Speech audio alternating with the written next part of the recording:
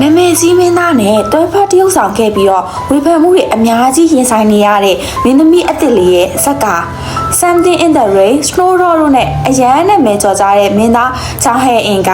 Our Sticky Love ဆိုတဲ့ဇာတ်ကားမှာမင်းသမီးအသစ်လေးဟာယောင်းနဲ့ပါဝင်တရုပ်ဆောင်ခဲ့ပါတယ်ဒီဇလန်ကမထင်မှတ်ထားလောက်အောင်မြင်ခဲ့ပေမဲ့စိတ်မကောင်းစရာအဖြစ်အပျက်တွေလည်းစက်တက်ဖြစ်လာခဲ့တယ်အဲ့ဒါကမင်းသမီးရဲ့အဖိုးဖြစ်သူက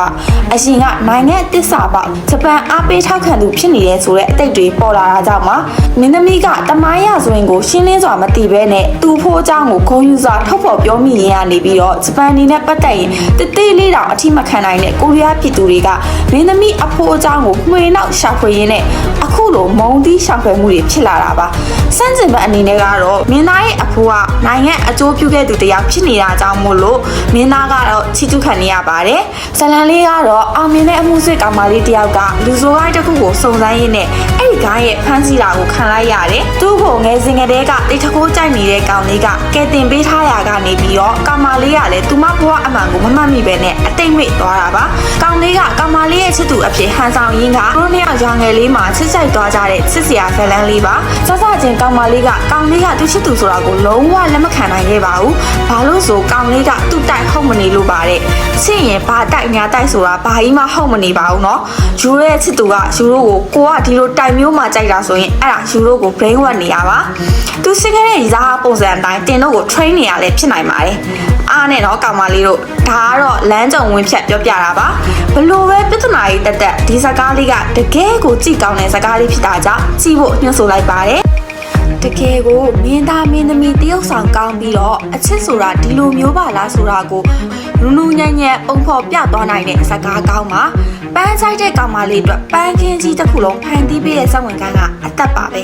plot twist လည်းအရန်ခိုင်ပါတယ်ထင်မထားလောက်တဲ့ဇလန်းမြုပ်ကွက်ကလည်းအရန်ဆွဲဆောင်မှုရှိပါတယ်ဒီကားကိုစားကြည့်မိတဲ့အကြောင်းကတော့မင်းသားကြောင့်ဟဲ့ရင်ကြောင့်ပါမင်းသားရဲ့မျက်နှာကကလေးဆန်နေပေမဲ့ဘလို့စရုပ်မျိုးကိုမဆိုလိုက်ဖက်အောင်တရုပ်ဆောင်နိုင်တာကသူ့ရဲ့အားသာချက်ဖြစ်နေတာကြောင့်ပါ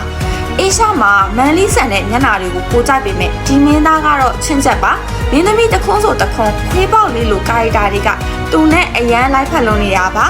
ဒီကားမှာမင်းသမီးရဲ့တဝင်တိုးတဲ့အခန်းလေးတွေနဲ့မင်းသားရဲ့တခြားမင်းကလေးတွေရှိမင်းသမီးကိုကြားရပုံဇောင်းဝင်ကန်းလေးတွေဟာလည်းချစ်စရာကောင်းပါတယ်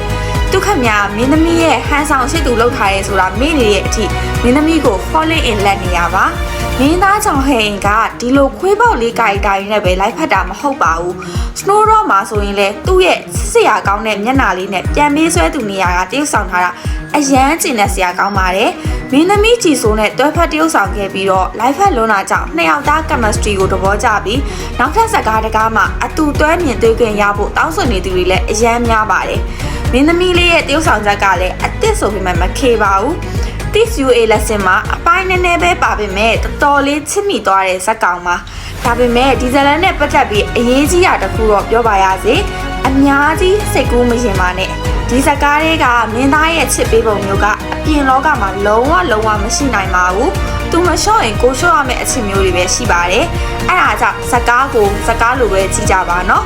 ကွန်မန့်မှာဇာကားလေးအကြောင်းတင်ဆက်ပေးမယ် Telegram လေးကိုလည်းချထားပေးပါမယ်နော်လင်းလေးထဲဝင်ပြီးတော့ channel လေးကို join ထားလို့ရပါတယ်ဒါဆိုရင်နောက်ဗီဒီယိုမှာပြန်တွေ့ကြမယ်နော်အားလုံးပဲတာပါမာရီယာ